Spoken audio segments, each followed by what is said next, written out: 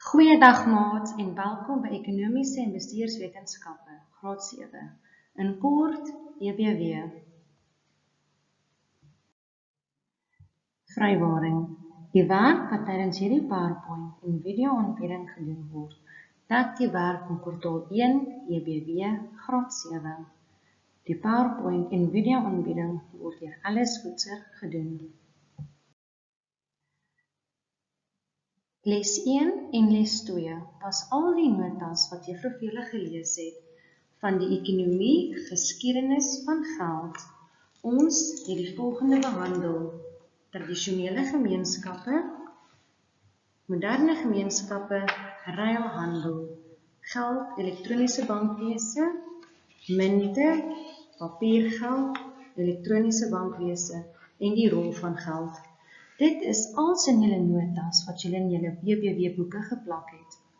Les 3 en 4 wil juffrou graag hê julle moet kyk. Dis nou die aktiwiteit in julle skrif. Juffrou gaan die vragies deurlees en ek wil asseblief hê julle moet aandagtig volsinne al julle vragies beantwoord. Onthou asseblief om die datum neer te skryf as julle julle vrae gaan beantwoord. Die ekonomie, geskiedenis van geld. Aktiwiteit 1, tradisionele gemeenskappe. Julle is meer as welkom om julle notas by julle te hou, om die vragies te beantwoord. Onthou, julle sit dit ook in julle eie woorde. 1.1. Definieer die term tradisionele gemeenskappe. 1.2. Differensieer dit kortliks tussen tradisionele en moderne gemeenskappe. In die eerste blokkie, tradisionele gemeenskappe, en die tweede blokkie, moderne gemeenskappe. Julle kan kortliks vir juffrou net 'n definisie van elk gee. 1.3. Dui aan of die volgende stellings tradisionele of moderne gemeenskappe voorstel. Maak slegs 'n kruisie in die toepaslike kolom. Juffrou gaan vir julle die stelling lees, dan moet julle met 'n kruisie aandui, is dit tradisioneel of moderne. Nommer 1. Gebruik van tegnologie. Sal julle sê dit is tradisioneel of modern?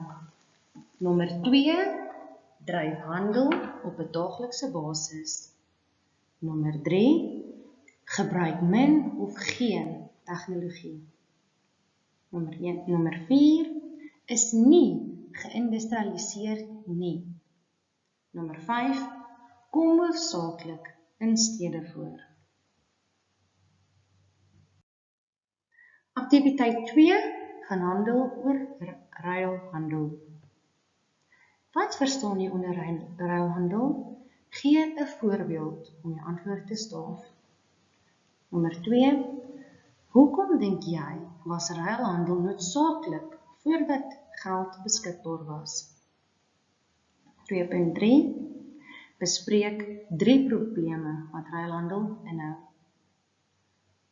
Aktiwiteit 3 handel oor skuldbewys. In jou eie woorde, verduidelik vir juffrou of sê vir juffrou, wat is 'n promese, 'n skuldbewys? Onthou, julle kan julle notas by julle hou en soos wat julle vragies antwoord, deur dit lees. 3.2. Bestudeer die onderstaande scenario en berei 'n promese voor wat Jeremy op 10 Januarie 2020 aan Joe sal oorhandig. Jeremy Baker verkoop vleis ter waarde van $1,250 by Joe Botha, maar hy het nie kontant om hiervoor te betaal nie. Hy beloof Joe om die volle bedrag van $1,250 te betaal op 31 Januarie. Nou hieronder gaan julle vir juffrou invul. Waar dink jy kom die nodige inligting? Die datum, die naam, bedrag, datum, aan wie moet hulle dit betaal en 'n handtekening. Aktiwiteit 4. Munte en papiergeld. Bestudeer die onderstaande scenario en beantwoord die vraag wat daarop volg. Claudia wil eers 'n end gaan draf en daarna 'n lang lys van items vir die winkel gaan koop. Sy is onseker oor watter tipe geld sy moet saamneem. 4.1 Adviseer Claudia oor die tipe geld wat sy moet saamneem. Munte of papiergeld? Motiveer jou antwoord. 4.2 Watter een van munte of papiergeld was eers ontwikkel en hoekom was dit ontwikkel? Hoekom sê ons geld is verteenwoordigend? Aktiwiteit 5. Elektroniese bankwese, die rol van geld. In jou eie woorde, kan jy vir juffrou sê waarna verwys elektroniese bankwese? 5.2 Bespreek 3 voordele van elektroniese bankwese. 5.3 Verduidelik een nadeel van elektroniese bankwese. 5.4 Verduidelik breedvoerig 4 rolle van geld. Baie dankie graad 7's vir julle EBW. Juffrou hoop, julle gaan julle notas deur en julle kan julle vragies beantwoord. As daar enige vrae is, kan julle ons kontak.